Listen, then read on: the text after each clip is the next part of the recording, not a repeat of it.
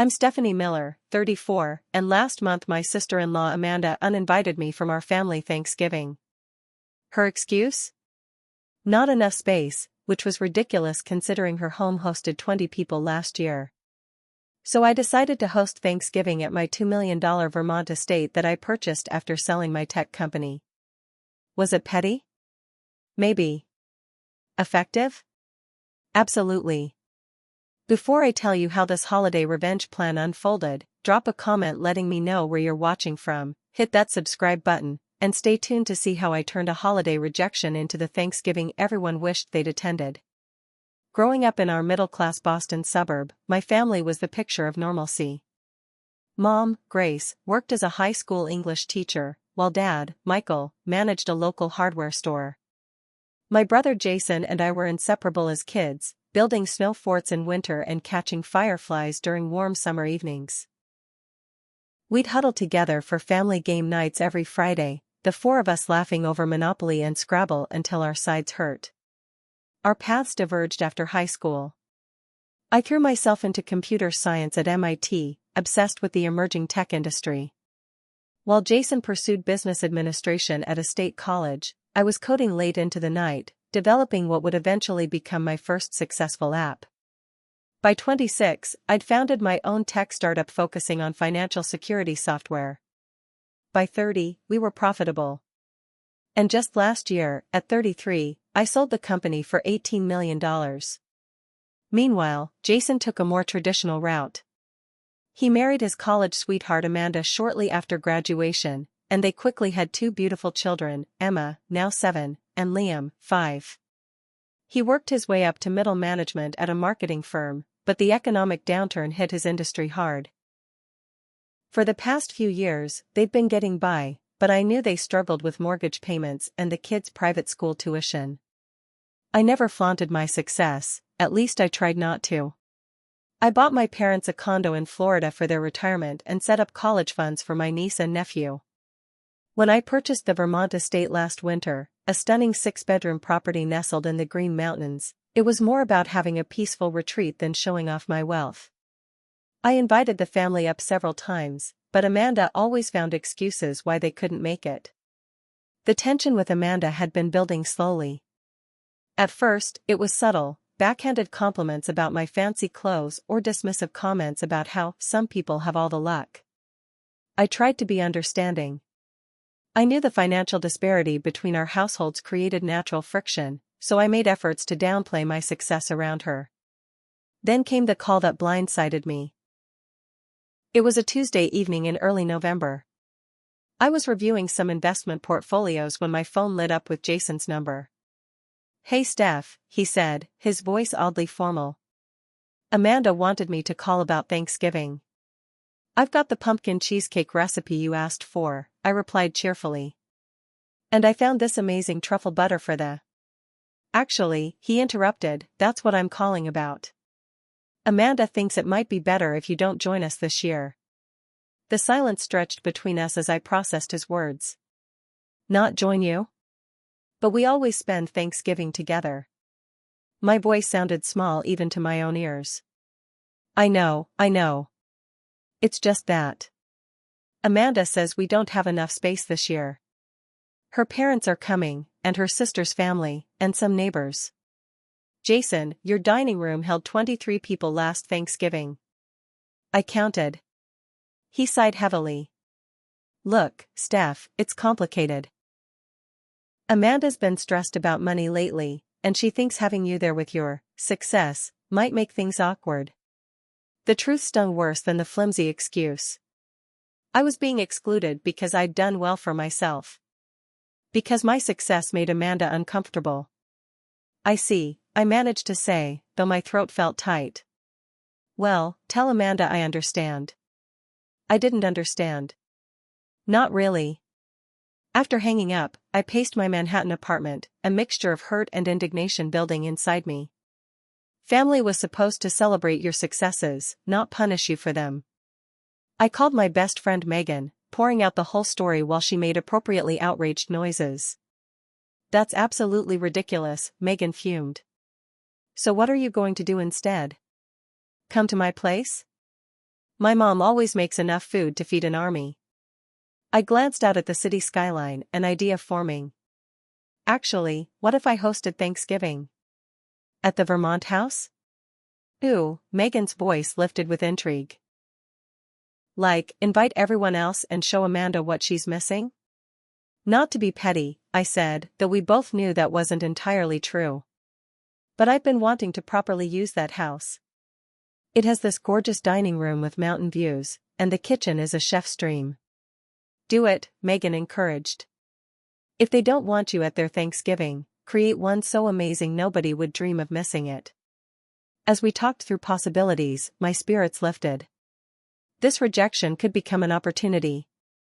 I'd host a Thanksgiving gathering that would bring together friends, colleagues, extended family members, people who actually appreciated my company. By the time we hung up, my hurt had transformed into determination. I didn't just want to host a Thanksgiving dinner. I wanted to create the most memorable holiday experience anyone had ever had. The next morning, I woke with purpose. If I was going to host an unforgettable Thanksgiving in just 2 weeks, I needed to move quickly. I made a few calls and managed to book Caitlin Harper, one of New York's most sought-after event planners who owed me a favor after my company provided security for her celebrity client database last year. Vermont in November? Caitlin mused when I outlined my vision. We can do rustic luxury, think Aspen meets Martha Stewart. How many guests are you expecting? I hadn't thought that far ahead. Let's plan for 30, I decided, opening my contacts. Maybe more. My Vermont estate sat on 12 acres of woodland property with breathtaking views of the Green Mountains. I'd purchased it for the privacy and tranquility, a stark contrast to my hectic Manhattan life. The main house boasted 6 bedrooms, 7 bathrooms, a gourmet kitchen with double ovens, a wine cellar, and a great room with 30-foot ceilings and a stone fireplace you could stand inside. Floor-to-ceiling windows in the dining room overlooked a pristine lake that reflected the surrounding pines. I'd barely used it since purchase, visiting only a handful of weekends. Caitlin and I spent 3 hours on FaceTime walking through the house virtually as I gave her a tour. She took detailed notes, occasionally stopping me to focus on a particular space. The dining room can seat 20 comfortably, she observed, but we'll set up a second table in the great room for overflow. And that terrace, we'll need heaters, but it would be perfect for pre-dinner cocktails if the weather cooperates. With the venue settled, we moved on to the guest list. First came my core group of friends, Megan and her boyfriend Daniel, my college roommate Alicia, my former business partner Ryan and his husband James. Then colleagues from my investing days and the tech world. My neighbors from Manhattan. My personal trainer Taylor and his wife. My cousin Tyler and his family, who normally spent Thanksgiving with Jason and Amanda. A few aunts and uncles who lived within driving distance. And of course, my parents. Mom, I said when I called her later that afternoon. I'm hosting Thanksgiving at the Vermont house this year. I'd love for you and Dad to come. A pause. Sweetie, we always go to Jason and Amanda's. Is everything okay? I swallowed hard. Amanda decided they don't have space for me this year. What? That doesn't sound right. Let me talk to them. No, Mom, I interrupted firmly. It's fine. I'm actually excited to host my own gathering. I've hired an amazing chef, and the house will be beautiful. But I understand if you and Dad need to be with Jason's family. Another pause, longer this time. We'll figure something out, she finally said. Maybe we can split our time between both places. It wasn't ideal, but it was better than not seeing them at all. The guest list continued to grow. In a moment of either brilliance or pettiness, I wasn't sure which, I extended invitations to several couples in Jason and Amanda's social circle. The Thompsons, whose daughter was in Emma's class. The Wilsons, who lived next door to them. Amanda's cousin Heather, who had always been friendly to me despite Amanda's coldness. For the menu, I spared no expense. Through a connection at my venture capital firm, I secured Brian Cooper, a chef who'd recently been featured on a popular cooking competition show. He specialized in elevated traditional cuisine, exactly what I wanted for this particular Thanksgiving. I'm thinking a heritage turkey, obviously, Chef Brian said during our planning call. But also a prime rib option. Truffle mashed potatoes, roasted root vegetables with maple and bourbon, brioche and chestnut stuffing, cranberry compote with orange zest and Grand Marnier. As he described each dish, I imagined the expressions on my guests' faces, particularly those who might compare this feast to what they would have had at Amanda's. Beyond the meal, I wanted to create an entire holiday experience. Caitlin arranged for a local winery to conduct a tasting of Vermont ice wines and ciders. She booked a horse-drawn sleigh to offer rides around the property, weather permitting. The great room would feature a hot chocolate and dessert bar after dinner, and the media room would be set up with football for traditionalists and board games for the kids. For overnight guests, and I hoped there would be many, I ordered luxury toiletry sets, monogrammed slippers, and the softest flannel pajamas from a boutique in Burlington. The guest rooms would have fresh flowers, carafes of Vermont spring water, and locally made chocolate on the pillows. What had started as a reaction to rejection was evolving into something I genuinely looked forward to. As plans solidified, my excitement grew. This wasn't just about showing up Amanda anymore, it was about creating joy and connection with people I cared about. Then my mother called again. "Stephanie," she began, her voice tentative. "I spoke with your brother." "Mom, I asked you not to get involved." "I know, but I couldn't understand why Amanda would exclude you. It doesn't make sense." I sighed, settling onto my couch. "What did Jason say?" "He's caught in the middle, honey. Amanda is, well, she's struggling with some things. Financial pressure, mostly. And she feels." Mom hesitated. "She feels what?" "Intimidated by you. Your success. The way you can buy anything you want while they're counting pennies for Christmas gifts." The truth hurt, even though I'd suspected it all along.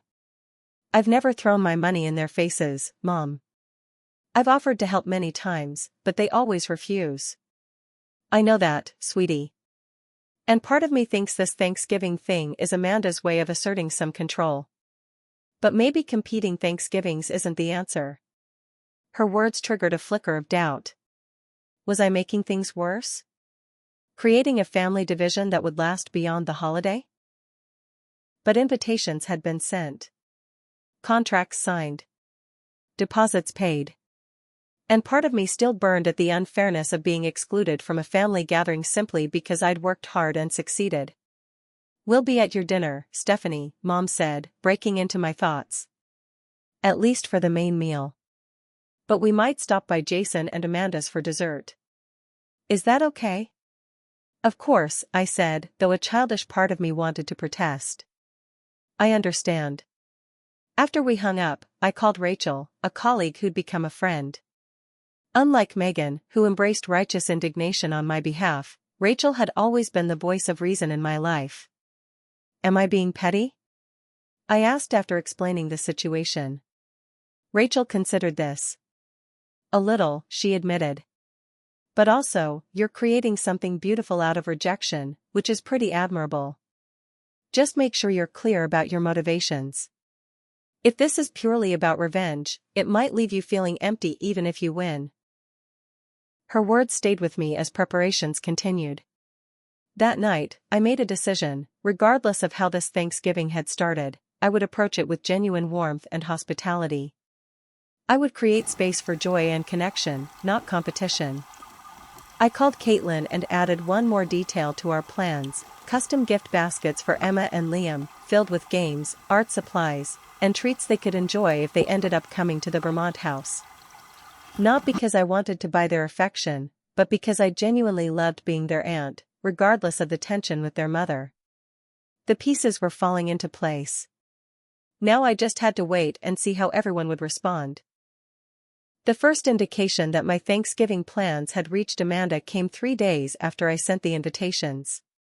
My phone buzzed with a text from Heather, Amanda's cousin. "Just got your Thanksgiving invite."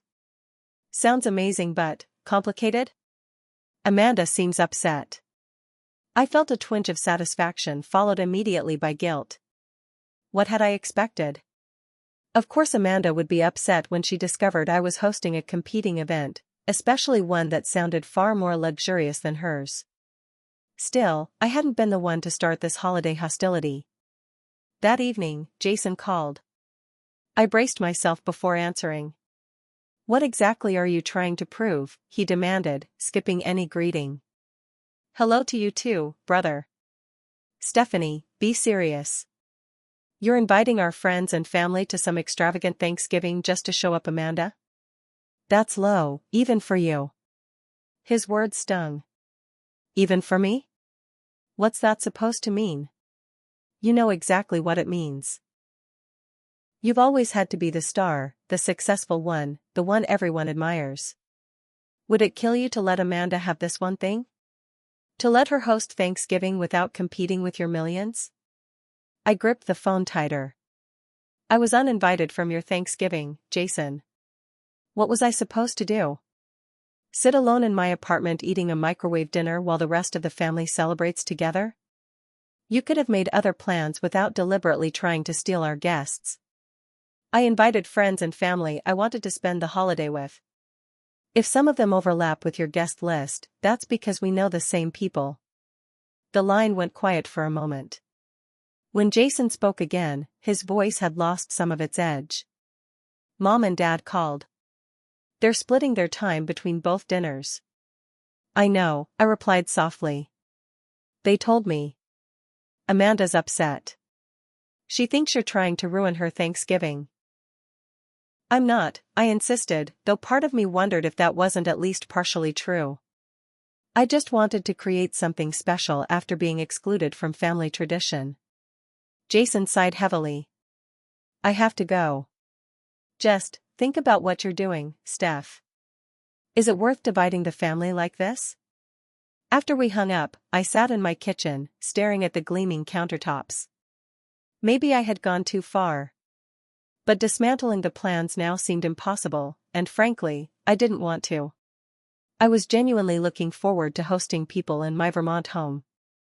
The next morning, my cousin Tyler posted on Instagram, looking forward to the most exclusive Thanksgiving in Vermont. #blessed #luxury holiday with a screenshot of my elegant electronic invitation. I winced at the public display. This was exactly the kind of thing that would make Amanda feel worse. Sure enough, by afternoon I had 4 missed calls from unknown numbers that I strongly suspected were Amanda using different phones after I'd declined her first call. I wasn't ready for that conversation yet. When we finally did speak, it was because she called from Jason's phone. Stephanie, she said, her voice tight with controlled anger. We need to talk about Thanksgiving. Amanda, I kept my tone neutral. What's on your mind? Don't play innocent. You know exactly what you're doing. The Thompsons just canceled on us. And the Wilsons. And my cousin Heather. They're all going to your event. I hadn't expected people to actually cancel on Amanda.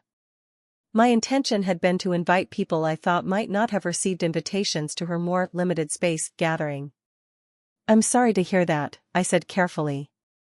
That wasn't my intention. Wasn't it? Her voice rose. You just happened to invite half our guest list to your mansion the same day? You made it clear you didn't have space for me, so I made alternative plans. I invited people I wanted to spend the holiday with. Right, and you just happened to have a multi-million-dollar estate and a celebrity chef to dangle in front of everyone. I took a deep breath. Amanda, I understand you're upset. You have no idea, she cut in. You swan around with your perfect life and your perfect career, making everyone else feel inadequate. Not everyone had your advantages, Stephanie. That stung. I'd worked incredibly hard for my success, often at great personal cost. Sleepless nights. Failed relationships. Health issues from stress. None of it had been handed to me. My advantages were a middle-class upbringing and student loans, just like you and Jason had, I replied, trying to keep my voice steady. I'm sorry you feel this way, but I'm not canceling my Thanksgiving plans. Of course not. Why would you consider anyone else's feelings? With that, she hung up. I stood in my kitchen, phone still in hand, a mixture of anger and guilt churning inside me. Was I really being selfish? Had my success made me insensitive to others' struggles? That evening, I met Rachel for drinks at our usual spot in Tribeca. As I recounted the conversation with Amanda, Rachel listened thoughtfully. The thing is, she said when I finished, you're both right and you're both wrong. I raised an eyebrow. Helpful. She smiled. Look, Amanda was wrong to exclude you from a family gathering because of her insecurities. That's on her. But turning this into a competition, which, let's be honest, is what you're doing, isn't going to heal whatever rift exists between you two. So what should I do? Cancel everything? At this point? No. Too many people are counting on your event. But maybe reflect on whether this is really about having a nice Thanksgiving or about proving something to Amanda and Jason. Her words stayed with me as I finalized details with Caitlin and Chef Brian. Was I trying to prove something? And if so, what exactly? That night, I went through my guest list again, focusing on the names of my niece and nephew. Emma and Liam were innocent in all this adult drama. I ordered additional games and activities specifically with them in mind, and made sure the menu included their favorite foods. If by some miracle they ended up at my Thanksgiving, I wanted them to feel specially considered. As RSVPs continued to roll in, mostly enthusiastic acceptances, I found myself experiencing an unexpected emotion, genuine excitement. Regardless of how this plan had begun, I was truly looking forward to filling my beautiful but often empty house with laughter, conversation, and connection. Perhaps that, more than any revenge on Amanda, was what I had been seeking all along. Monday before Thanksgiving arrived with a flurry of activity and a literal flurry outside my Vermont estate. An early winter storm had dusted the mountains with 4 inches of snow, transforming the property into a picturesque holiday scene that could have graced the cover of a Christmas card. It was stunning, but also concerning. Weather forecasts predicted a larger system moving in on Wednesday. I'd arrived Sunday night to oversee final preparations, and now stood in the great room watching Caitlin direct a team of decorators as they hung garlands of evergreen and bittersweet along the massive stone fireplace. The scent of pine and cinnamon filled the air, mingling with the wood smoke from the crackling fire.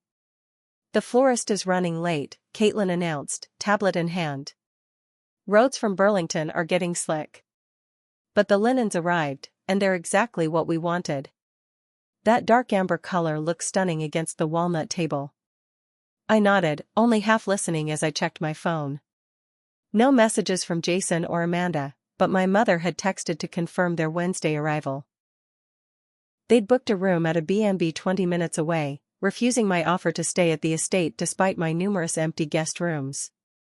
Keeping neutral territory, Mom had explained, which stung but made sense. Chef Brian arrived that afternoon with 2 sous chefs and a trailer full of equipment and ingredients. He toured the kitchen with approval, testing appliances and rearranging things to his liking. This Viking range is a dream, he said, running his hand along the gleaming stainless steel.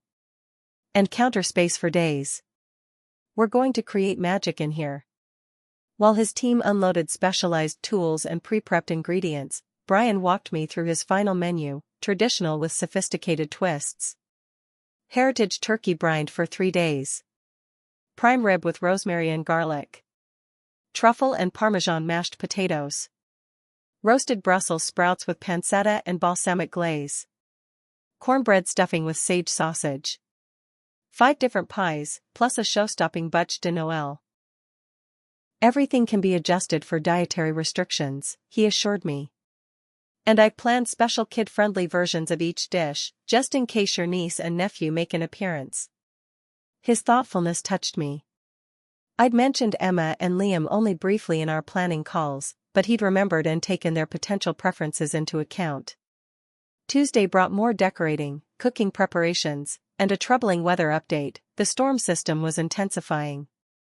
What had been forecast as light snow was now expected to drop 8 to 10 inches on Thanksgiving Day. Should we be worried? I asked Caitlin as we reviewed contingency plans. Most guests who are staying overnight are arriving Wednesday, she reminded me. For Thursday guests, we've arranged for 2 local drivers with SUVs who can pick people up if needed. We've got this. Her confidence reassured me until my phone buzzed with a text from Jason. Weather looks bad for Thursday. Amanda stressed about guests canceling. Now half coming to your place. Thanks a lot. The message twisted in my chest, satisfaction and guilt tangling together. I hadn't anticipated a snowstorm helping my case, but there it was. I started typing various responses before settling on, sorry to hear that. Everyone welcome here if Amanda changes her mind. No response. By Wednesday morning, the kitchen hummed with activity as Chef Brian and his team prepped for the following day. The house smelled incredible, roasting bones for gravy, herbs being chopped, pie crusts baking. The dining room and great room tables were set with antique china, crystal glasses, and silver chargers that Caitlin had sourced from a high-end rental company in Boston. Each place setting featured a small handwritten card with the guest's name and a personalized note of gratitude from me, a touch I'd insisted on despite the time it took to create 40 unique messages. Outside, the first flakes of the bigger storm system began to fall around noon.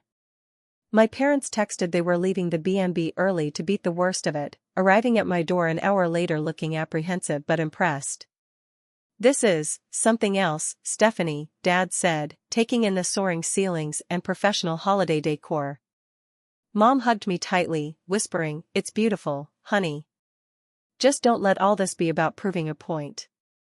I showed them around, pride mixing with a need for their approval.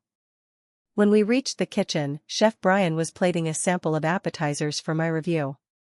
He insisted my parents join the tasting, winning them over immediately with his warm personality and exquisite food. "We're serving this at Amanda's tomorrow?"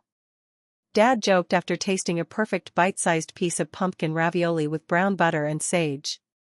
Mom shot him a warning look, but I laughed, tension easing slightly. As afternoon faded into evening, most overnight guests arrived. Megan and Daniel, Ryan and James, my cousin Tyler and his wife Zoe, and a few others who'd traveled from Manhattan or Boston.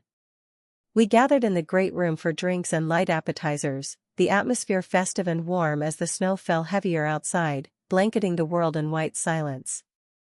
Just as we were finishing dinner, a casual meal that nonetheless featured Chef Brian's incredible pasta and salad, my phone rang. Jason's number. "Excuse me," I said to my guests, stepping into the quiet library to take the call. "Jason? Everything okay?" His voice sounded strained. "Not really. The storm's worse than they predicted. Most of our guests have canceled for tomorrow, including Amanda's parents. Her sister's family is snowed in near Albany." "I'm sorry," I said, and meant it. Despite our competition, I knew how much Amanda had been looking forward to hosting her family. "Yeah, well." He paused. "The thing is, Amanda's freaking out. She ordered food for 20 people. Now it might just be us, the kids, and maybe the neighbors if they can make it across the street." I waited, sensing there was more. "Mom said your chef could feed an army," he continued reluctantly. "And that you have plenty of space." Was he suggesting what I thought he was? "Jason, you and the kids are always welcome here. Amanda too." Another long pause. "She won't come. Her pride won't let her. But, she said I should bring the kids tomorrow. They've been excited about seeing their cousins who are apparently now going to your Thanksgiving instead of ours." My heart leapt at the thought of seeing Emma and Liam. I'd love that. We have plenty of activities planned they'll enjoy. "Okay. We'll see you around noon then." His tone remained formal, but I detected a slight thaw. After hanging up, I returned to my guests with barely contained excitement. Emma and Liam would be here tomorrow. The evening continued pleasantly, but my mind kept returning to one detail Jason had mentioned: Amanda would be alone on Thanksgiving. Despite everything, the thought bothered me more than I wanted to admit. Later that night, after guests had retired to their rooms and the house grew quiet except for the occasional crackle from the banked fire, my phone buzzed with a text from an unknown number. "It's Amanda. Jason gave me your number. Just so you know, I'm not sending my family to your dinner because I want to. The storm ruined everything. I'll be spending Thanksgiving alone thanks to your little revenge party. Hope you're satisfied." I stared at the harsh words glowing on my screen, a hollow feeling spreading in my chest. This wasn't how I'd wanted things to go. Yes, I'd been hurt and angry, but I never wanted Amanda to spend the holiday completely alone. Revenge had seemed satisfying in theory, but the reality felt surprisingly empty. Unable to sleep, I wandered downstairs to the kitchen where I found Chef Brian still working, prepping components for tomorrow's feast. "Everything okay, Ms. Miller?" he asked, noticing my troubled expression.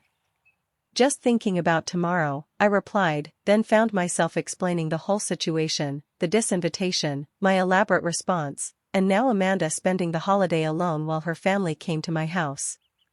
Brian listened without judgment as he continued methodically chopping herbs. When I finished, he looked up thoughtfully. "You know," he said, "in my experience, food has a way of bringing people together when nothing else can. Some of the best holiday memories happen when plans fall apart and people end up somewhere unexpected."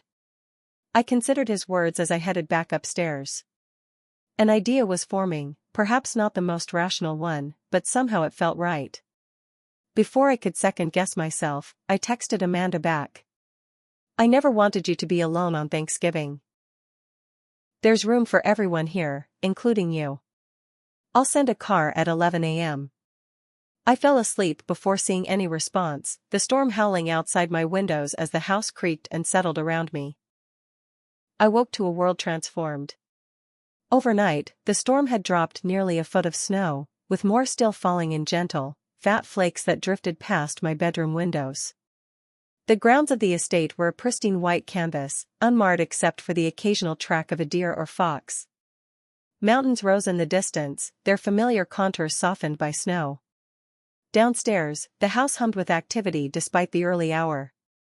Chef Brian and his team had been working since dawn, the kitchen filled with delicious aromas and purposeful movement. In the dining room, Caitlin made final adjustments to table settings, while staff lit candles and stoked fires throughout the house.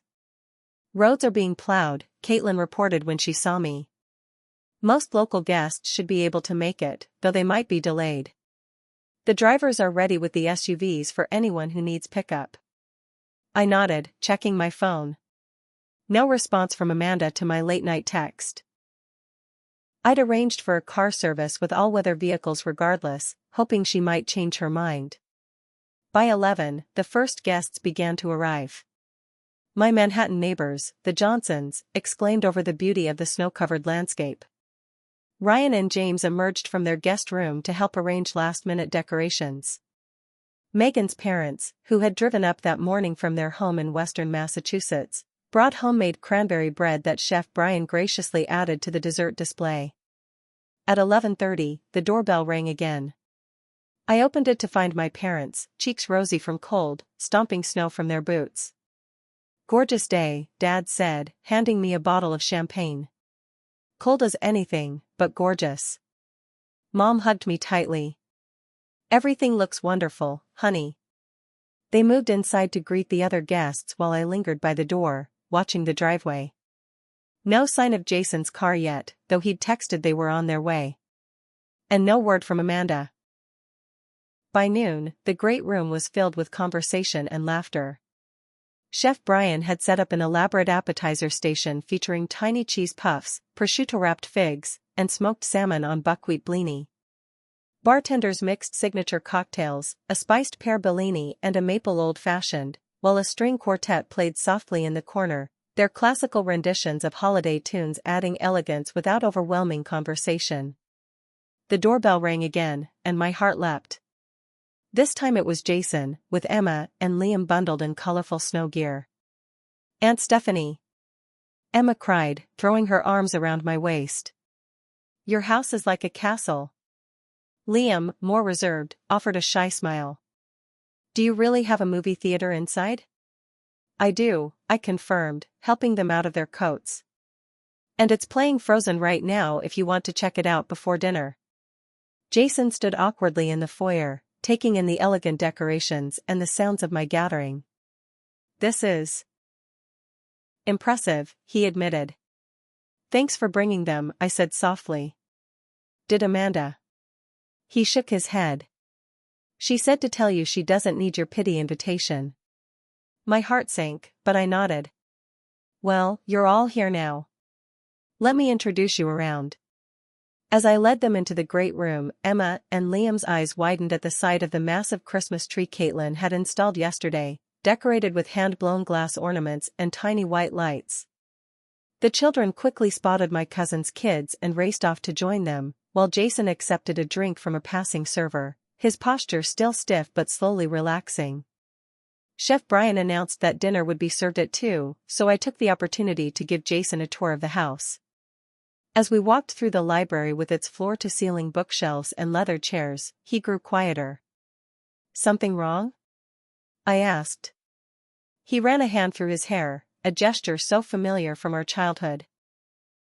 I feel like I'm seeing your life for the first time, he said finally. All this, he gestured around us, it's so far from what Amanda and I could ever provide. Jason. No, let me finish. I've been angry at you, Steph. For succeeding when I've struggled. For making it look easy. For having all this while we clip coupons and worry about mortgage payments. I leaned against a bookshelf, really looking at my brother. The lines around his eyes seemed deeper than I remembered, his shoulders slightly stooped as if carrying an invisible weight. It wasn't easy, I said quietly. And it's not perfect. This house is beautiful, but most days it's empty. I work constantly. My last relationship ended because I was never around. Success came with sacrifices. Still, he sighed, Amanda sees all this and feels like a failure. She wanted to give the kids everything, and she can barely keep up with their classmates' birthday parties. I never meant to make either of you feel that way. I know. He met my eyes directly. And I should have stood up for you when she uninvited you. That was wrong, and I was a coward about it. The honesty in his voice moved me. This was the brother I remembered, the one who used to stand up for me on the playground, who taught me to ride a bike and throw a proper punch. Somewhere along the way, we'd lost that connection. I've missed you, I said simply. He nodded, eyes suspiciously bright. Me too. A comfortable silence fell between us, broken only when my phone buzzed. A text from the car service, client refused pickup. Said to tell you nice try. I couldn't help but laugh, showing the message to Jason. Your wife is stubborn. You have no idea, he said, but he was smiling too. She's sitting alone in our house right now with enough food for 20 people, probably furious that the kids are having fun here. An idea struck me. What if? Before I could finish my thought, Caitlin appeared to announce dinner was ready. We joined the others in the dining room and adjoining great room, where the tables gleamed with candlelight reflecting off crystal and silver. Chef Brian had outdone himself, presenting the heritage turkey on a bed of herbs and citrus, steam rising gently from its perfectly brown skin. The prime rib, sliced to reveal a perfect medium-rare center, rested nearby. As everyone found their places, place cards had been hastily rearranged to accommodate Jason and the children. My father stood to offer a toast. To family and friends, old and new, he said, raising his glass. And to Stephanie, for bringing us together in this beautiful place. Though our gathering is incomplete, his eyes met mine meaningfully, we're grateful for this moment of connection. Glasses clinked as murmurs of agreement circled the table. I blinked back unexpected tears, suddenly overwhelmed by the beauty of the gathering and the painful absence it highlighted. The meal proceeded with exclamations of delight at each course. Chef Brian's food was extraordinary, traditional enough to satisfy holiday expectations but elevated with unexpected touches that delighted the palate. Wine flowed freely, conversation grew animated, and even Jason relaxed completely, laughing at Ryan's stories and complimenting the chef enthusiastically. Emma and Liam, seated at a special children's table with my cousin's kids, were having the time of their lives with the custom menu Brian had created for them: turkey sliders, sweet potato fries, and macaroni and cheese with hidden vegetables that they devoured without complaint. As the main course concluded and servers began clearing for dessert, my phone rang. Amanda's number. I excused myself to take the call in the quiet of the kitchen. Amanda? Her voice sounded small, with a quaver I'd never heard before. Is the offer for the car still open? I signaled to Chef Brian, who was supervising dessert plating, and he nodded immediately, understanding my silent request to delay the final course. Of course, I replied. I'll send it right now. I don't want your charity, she said quickly. The power went out from the storm. The house is freezing, and I was sitting there alone with all this food going bad and Her voice broke. I don't want to be alone on Thanksgiving. Something in my chest loosened, a knot of resentment I hadn't realized I was still carrying. It's not charity, Amanda. It's family. The car will be there in 15 minutes. When I returned to the dining room, I quietly informed Jason about the call. His face registered surprise, then relief. Think she'll actually come? We'll see, I replied, then asked Caitlin to delay dessert by 30 minutes. The waiting was tense.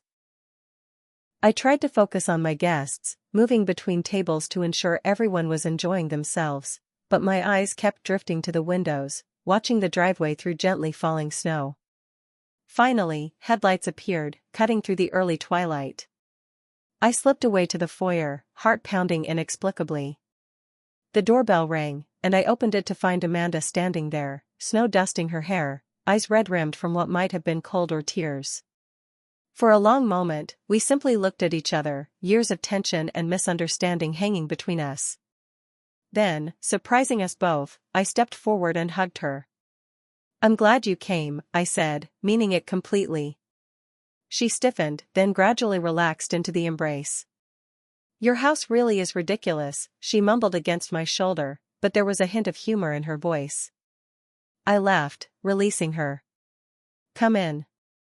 Everyone's about to have dessert, and Brian's bûche de Noël is supposedly legendary. Amanda followed me inside, her eyes widening as she took in the decor, the sounds of laughter and conversation, the obvious luxury of it all. I saw her swallow hard, insecurity flashing across her face. Amanda.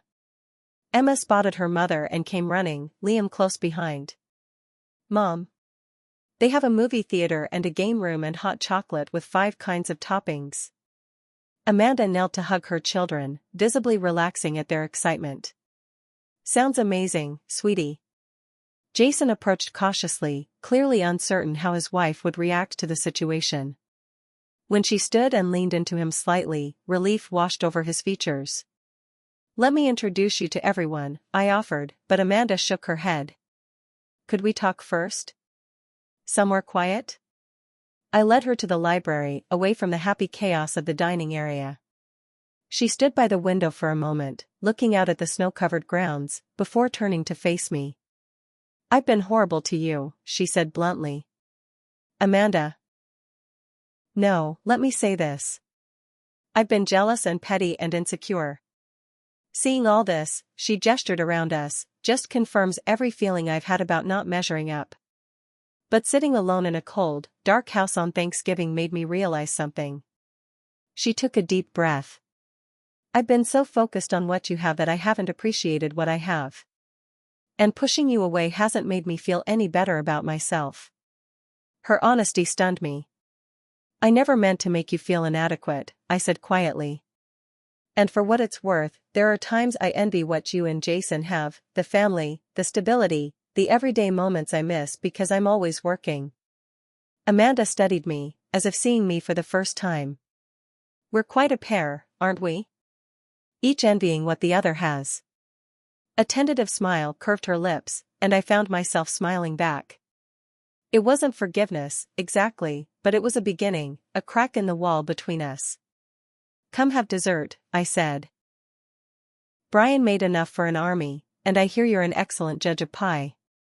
As we rejoined the gathering, I felt a shift in the atmosphere. The elegant Thanksgiving I'd planned as an act of revenge had transformed into something I hadn't anticipated, a genuine celebration of connection and, just maybe, the start of healing a fractured family. After Amanda's arrival, the energy of the gathering shifted subtly but significantly. As Chef Brian presented his spectacular dessert spread, 5 different pies, the promised bûche de Noël, and an assortment of petit fours and chocolate truffles, I watched my sister-in-law's initial discomfort gradually ease. Emma and Liam helped by pulling her enthusiastically from table to table, proudly introducing their mother to new friends they'd made and showing her the various activities they'd discovered throughout the house. The dessert service became a casual affair, with guests mingling between tables, balancing plates of pie and cups of coffee as they chatted. I arranged for the string quartet to take a break, replacing their refined classical pieces with a playlist of contemporary holiday music that lightened the atmosphere further. When I noticed several guests whose homes were nearby preparing to leave. Concerned about driving even short distances as darkness fell and temperatures dropped, I made a spontaneous decision. "The weather's only getting worse," I announced to the gathering. "Anyone who'd like to stay the night is welcome. We have 6 guest rooms, plus sofa beds and air mattresses. It could be like an old-fashioned slumber party." The suggestion was met with laughter and, to my surprise, several acceptances. The Thompson family, who lived 40 minutes away, gratefully took me up on the offer. My Manhattan neighbors, who had planned to drive back to the city, decided to extend their Vermont experience. Even my parents reconsidered their B&B reservation, calling to cancel it in favor of staying closer to family. As Caitlin discreetly arranged for additional bedding and toiletries, I sought out Amanda, who stood somewhat awkwardly near the fireplace in the great room. "There's plenty of room for you, Jason, and the kids too," I offered. The guest suite in the East Wing has a master bedroom connected to a smaller room that would be perfect for Emma and Liam. Amanda hesitated, looking to Jason, who had been deep in conversation with Ryan about potential business connections. "We didn't bring anything," she said. "No overnight things, not even toothbrushes." "I have new toothbrushes, pajamas, everything you might need," I assured her. I might have gone a bit overboard preparing for overnight guests. A small smile tugged at her lips. "You? Overboard?" I'm shocked. The gentle teasing, our first moment of genuine warmth in years, felt like a precious gift. Jason joined us, slipping an arm around Amanda's waist. "What do you think, babe? The kids are having a blast, and the thought of driving home in this weather." Amanda looked between her husband and me, then sighed with what seemed like resignation mixed with relief. "All right. We'll stay." As evening deepened, the gathering naturally separated into different activities. Some guests retreated to the media room where football games played on the massive screen. Others gathered around the piano as my friend Daniel, who'd studied at Juilliard before becoming a software engineer, played holiday tunes that occasionally evolved into impromptu sing-alongs. The children, hyped on sugar and excitement, engaged in an elaborate game of hide-and-seek throughout the mansion's many rooms. Around 8 o'clock, I found myself alone in the library, taking a moment of quiet to process the day's unexpected turns. The door opened, and Amanda slipped in, looking slightly hesitant. "Sorry," she said, "I didn't realize anyone was in here." "It's fine," I assured her. "Just taking a breather." "It's a lot of people." "For someone who lives alone, you mean?" She settled into one of the leather armchairs across from me. "I can't imagine having this much space to myself. This room alone is bigger than our first apartment." I looked around the book-lined walls, the antique desk, the carefully curated decor that had been selected by an interior designer I'd hired after purchase. "It's beautiful, but sometimes it feels like I'm living in a very expensive hotel rather than a home." Amanda studied me thoughtfully.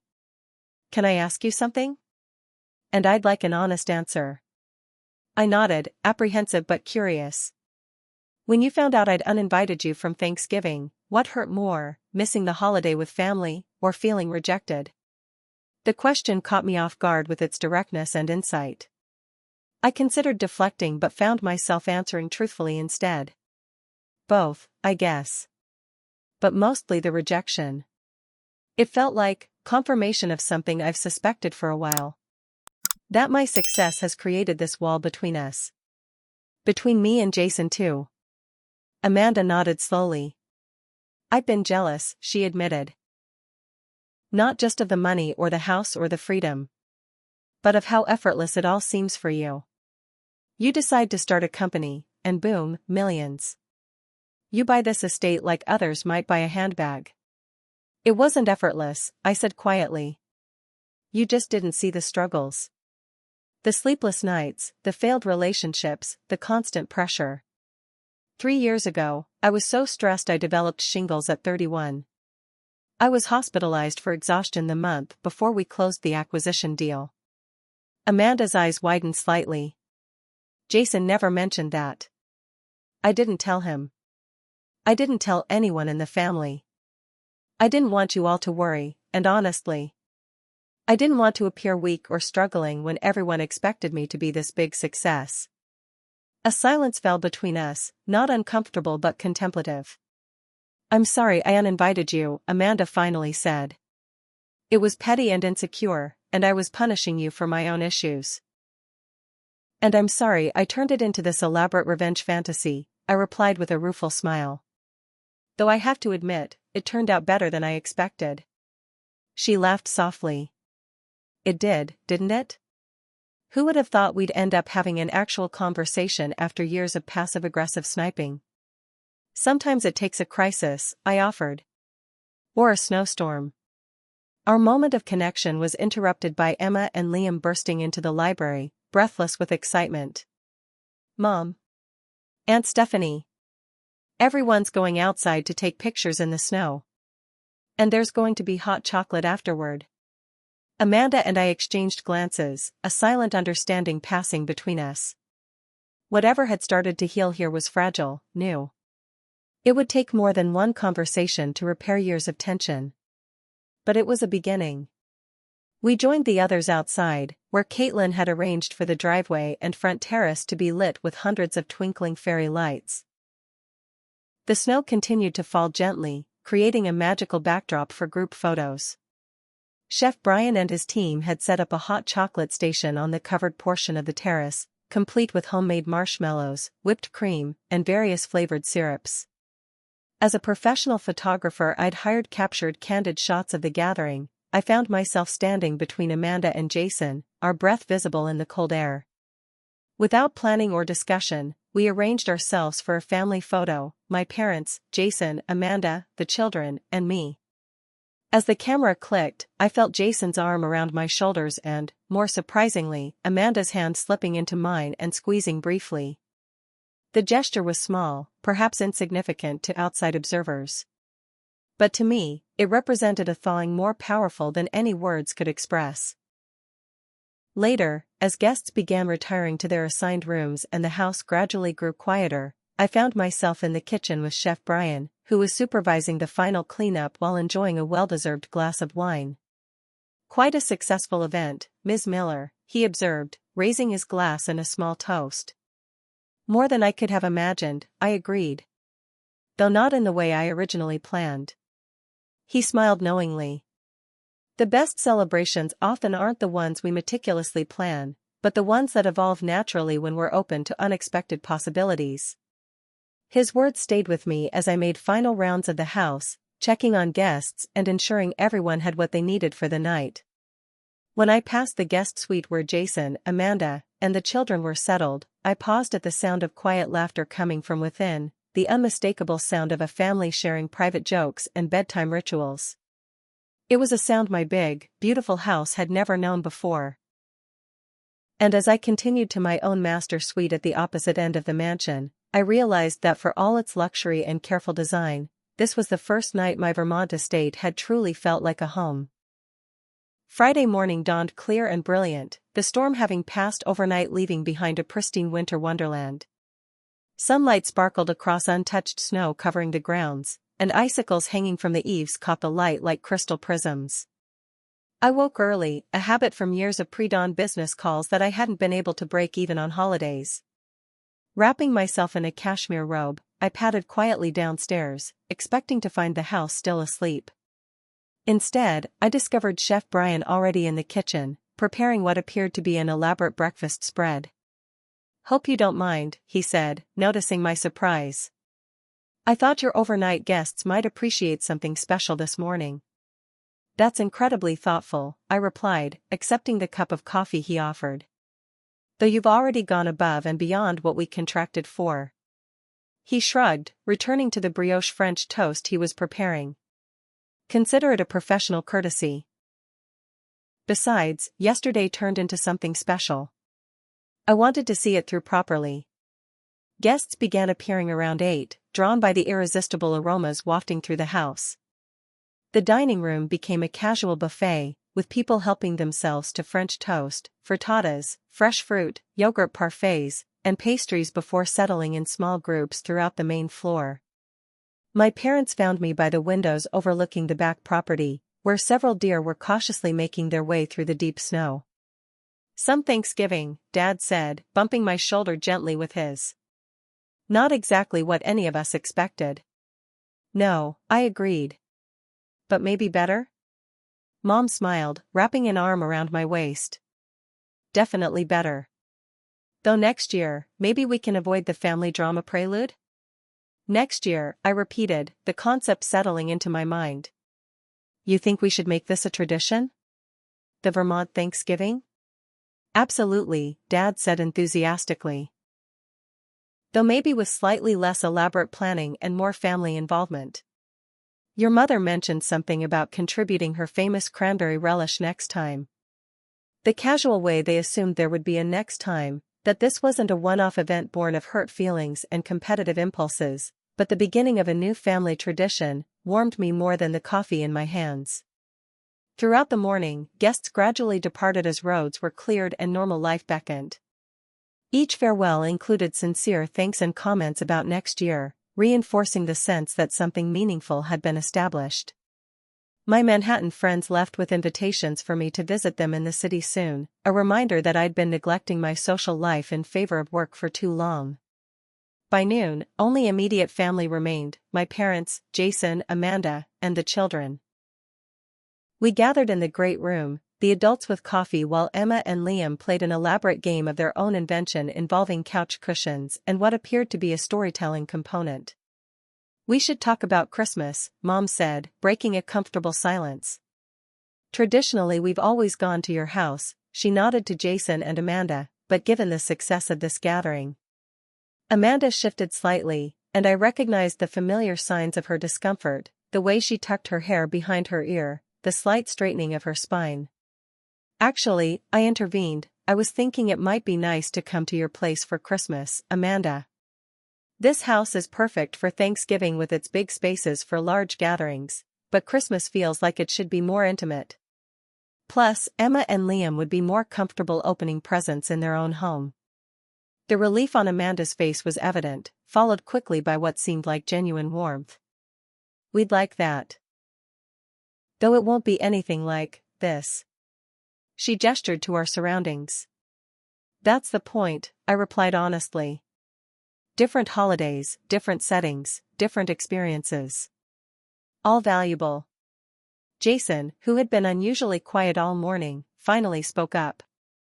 "Before everyone leaves, there's something I need to say." He looked directly at me, his expression serious. "Steph, I haven't been fair to you.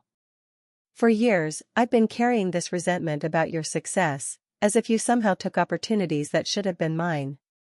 "Jason, you don't have to." He held up a hand, stopping me. "I do, actually. Yesterday, talking with your business partner Ryan, I realized something important. Your success didn't happen at my expense. It happened because you took risks I wasn't willing to take, worked hours I wasn't willing to work, and sacrificed things I wasn't willing to sacrifice." Amanda reached for his hand, squeezing it supportively. "The truth is," he continued, "I've been blaming you for choices I made. I chose stability over risk. Family time over career advancement. Those were valid choices that I don't regret, but I've been unfair blaming you for the trade-offs. His honesty left me momentarily speechless. This was the brother I remembered from childhood, straightforward, reflective, kind. Somewhere along the way, adult complications had obscured those qualities, but they had never truly disappeared. Thank you for saying that, I finally managed. And for what it's worth, I've envied your choices too. The family you've built, the balance you've found. My success came with its own trade-offs. Mom wiped away a tear, while Dad cleared his throat suspiciously. Even Amanda looked moved by our exchange. Maybe, my mother suggested gently, instead of envying what the other has, you two could start supporting each other more.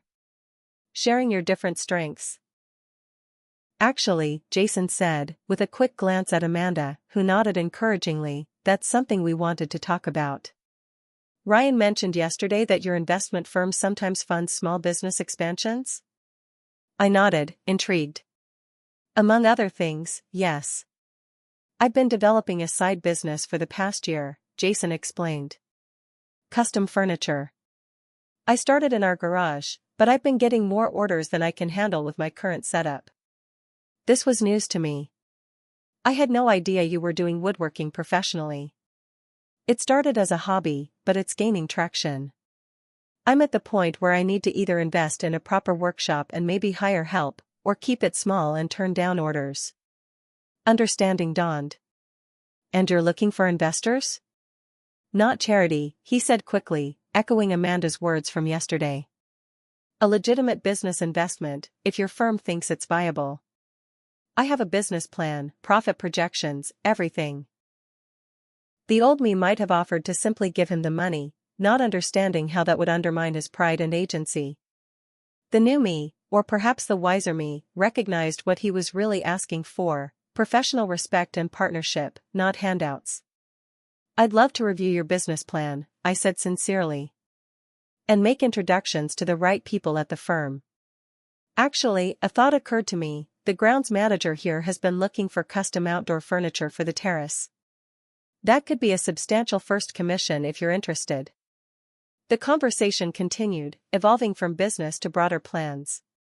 My parents discussed dividing holiday time more evenly between their children's households. Amanda tentatively suggested monthly family dinners, alternating between homes. I offered the Vermont estate as a summer gathering place where the children could swim in the lake and explore the woods. What had begun as a competitive, emotionally charged Thanksgiving was transforming into something I hadn't anticipated, a blueprint for genuine family reconnection. Later that afternoon, as Jason loaded their car for the drive home, Amanda handed me an envelope. "What's this?" I asked, surprised. "Open it later," she said, looking slightly embarrassed. "It's just, thank you. For yesterday. For today." After they departed, with promises to call next week about those family dinner plans, I retreated to the library and opened the envelope. Inside was a simple note card with Amanda's neat handwriting. Stephanie *. Pride has kept me from seeing the person you really are. I'm sorry for that. Yesterday taught me that success comes in many forms, and the most important kind has nothing to do with money or houses or careers. Thank you for opening your home and your heart to us, even after I shut mine to you *. Family is complicated, but I think it's worth the effort *. Amanda *. I traced my fingers over the words, feeling a complex mix of emotions. The note represented something I hadn't realized I'd been seeking, not admiration for my wealth or accomplishments, but simple acknowledgement of my worth as a family member, as a person. Over the next few weeks, the aftermath of Thanksgiving continued to unfold in unexpected ways. Jason sent his business plan, which proved to be impressively thorough. I connected him with a colleague who specialized in artisanal business ventures, and they were exploring a modest but significant investment package. Amanda texted occasionally, awkwardly at first, then with increasing comfort, sharing photos of the children or asking advice about an investment account she was considering opening. I found myself looking forward to these exchanges, these small bridges being built between us. My parents called more frequently, our conversations richer and more honest than they'd been in years. They seemed delighted by the thawing relationship between their children, as if a burden they'd been carrying had finally been set down. Christmas planning proceeded with none of the tension that had surrounded Thanksgiving. I purchased gifts for Emma and Liam that were thoughtful but not extravagant, mindful of not overshadowing their parents' presence. Amanda consulted me about menu planning, accepting my offer to contribute a few specialty dishes without the defensiveness that would have characterized our previous interactions. As December progressed, I found myself making other changes too. I declined 2 international business trips to focus on domestic projects. I accepted more social invitations, reconnecting with friends I'd neglected. I began exploring how the Vermont property could serve purposes beyond my personal retreat, perhaps a summer camp for underprivileged children, or a retreat center for women entrepreneurs. The estate, which had previously represented my success in material terms, was evolving into something more meaningful, a gathering place, a point of connection, a resource to be shared rather than displayed. One snowy evening, as I sat by the fire in my Manhattan apartment reviewing the photographs from Thanksgiving, I reflected on how differently things had turned out from my initial revenge fantasy. I'd set out to create an event that would make Amanda envious and regretful, that would prove my superior hosting abilities and resources. Instead, I'd created the conditions for healing, not just between Amanda and me, but within the entire family system. And in the process, I'd begun healing something in myself, the part that had been using external success to fill an internal emptiness, the part that had been substituting achievement for connection. Getting disinvited from Thanksgiving had triggered my worst insecurities and resentments.